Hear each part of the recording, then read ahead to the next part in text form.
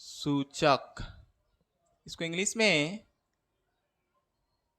Indicator बोलते हैं। ठीक है, इंडिकेटर, ठीक, सूचक।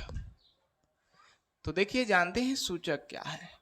तो वह पदार्थ जो अल्प मात्रा में हो, कम से कम मात्रा में हो, लेकिन फिर भी वह जानकारी, मतलब कम से कम पदार्थ को भी बताएं कि यह पदार्थ अम्लीय है या भास्मीय है या क्षारीय या उदासीन है। यानी सूचक का काम है यह बताना कि कोई पदार्थ किस प्रकृति का है, अम्ल है या भस्म है। चाहे वह पदार्थ कितना ही कम मात्रा में हो, उस मात्रा को ही सूचक बताएगा कि यह अम्ल है या भस्म है। ठीक है, तो वह पदार्थ जो अम्ल और भस्म, वह पदार्थ जो अम्ल, भस्म एवं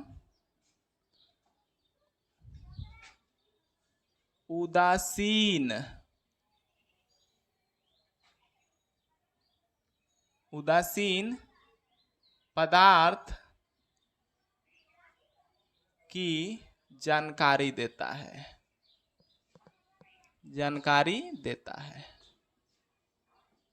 यानी वह पदार्थ जो बताएं कि अम्ल है, कोई पदार्थ अम्ल है या भस्म है या उदासीन है, इनकी जानकारी कौन देता है? सूचक। तो सूचक वैसा पदार्थ है जो अम्ल, भस्म, उदासीन पदार्थ की प्रकृति को बताता है। ठीक है, अब देखिए, यह सूचक दो प्रकार के होता है। कितने प्रकार के? दो प्रकार के। प्राकृतिक सूचक, प्राकृतिक सूचक, एक होता है कृत्रिम सूचक। कृत्रिम सूचक को संश्लेषित सूचक भी कहते हैं, संश्लेषित सूचक। ठीक है, इसको इंग्लिश में कहेंगे नेचुरल इंडिकेटर। ठीक है, प्राकृतिक सूचक को हम लोग नेचुरल इंडिकेटर कहते हैं और कृत्रिम सूचक को आर्टिफिशियल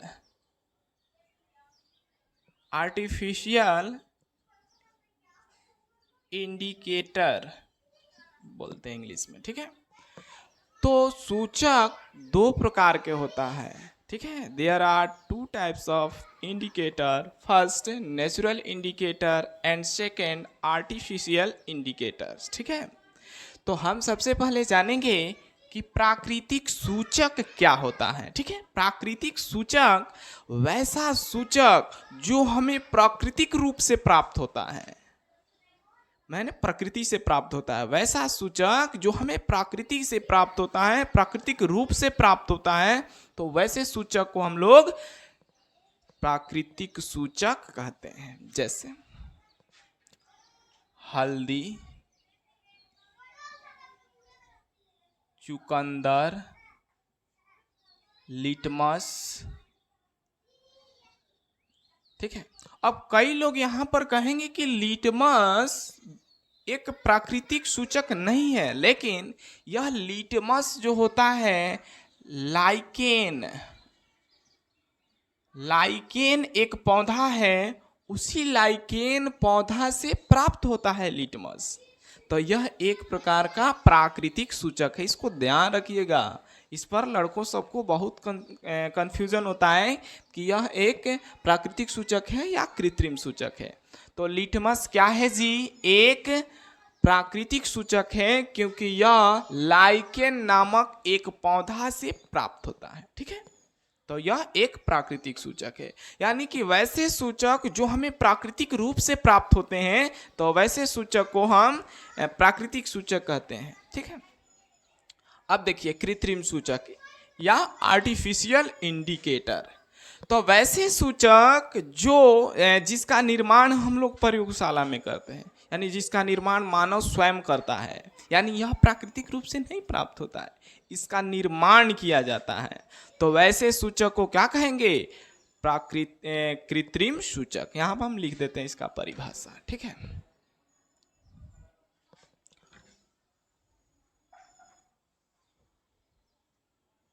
वैसे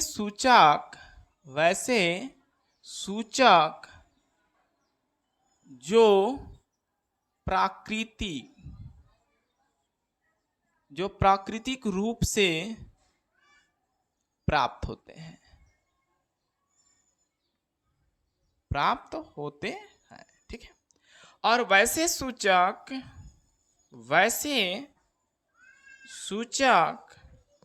जिनका निर्माण प्रयोगशाला में किया जाता है,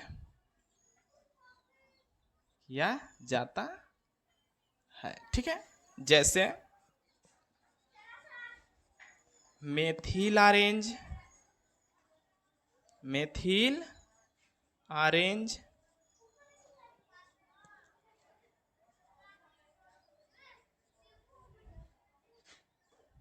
नेफोथलीन,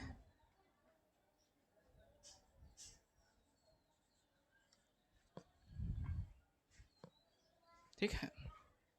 तो यह दो पदार्थ जो हैं सूचक, यह कृत्रिम सूचक है या संश्लेषित सूचक, क्योंकि इसका निर्माण प्रयोगशाला में किया जाता है, ठीक है।